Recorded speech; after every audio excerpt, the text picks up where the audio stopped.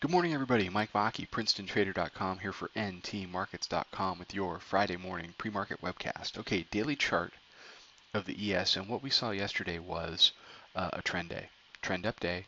Um, chapter and verse. We broke through 82 early in the day, and the bulls really never looked back. There were no significant pullbacks.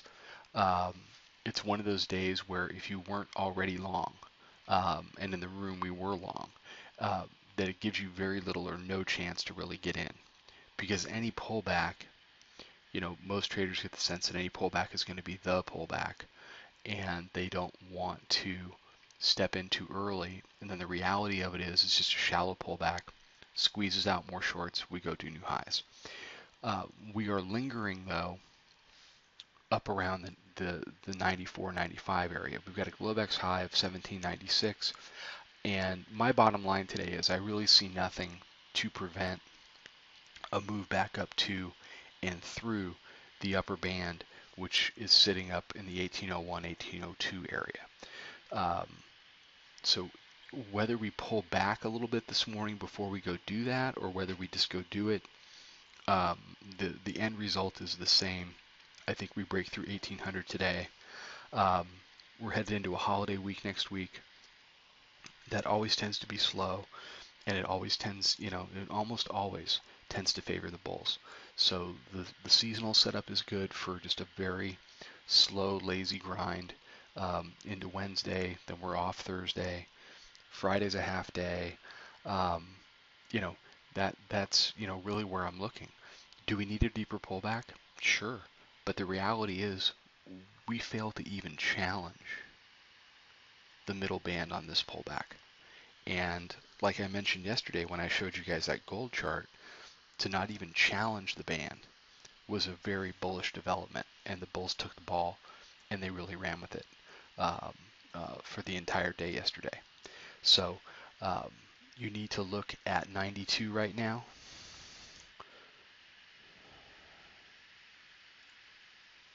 And we're breaking out as we speak here.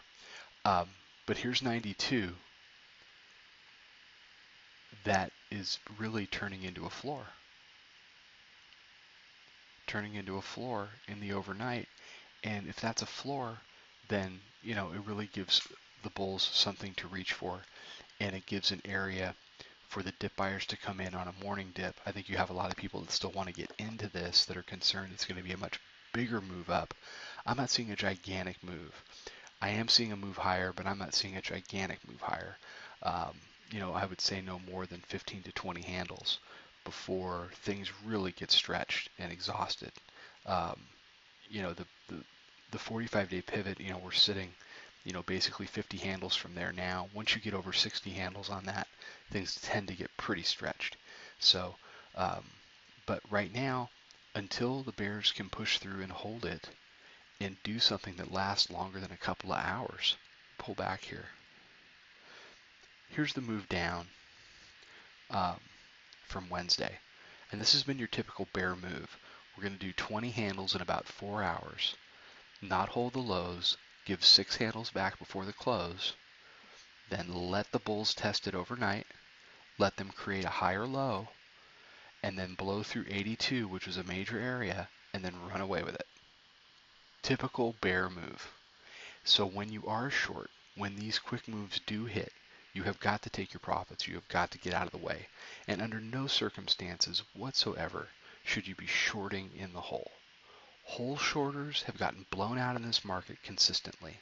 So if you are getting advice or you are hearing people say when we are down on these lows that, we're headed, much lower, get in now, you got to short it now for a move down, and they throw their target out, 10 handles below where we are. Dismiss that out of hand. That has worked so few times in this uptrend that, you'll end up in a 20 handle hole, which is exactly what happened here. 1774.75, 1795.25. These people down here have not had a good week. Don't be one of those people. Okay, everybody have an amazing weekend. I am off to the Traders Expo today to see what there is to see. And if you see me walking around, say hi. And I will be back Monday morning with another webcast. Trade them well, everybody.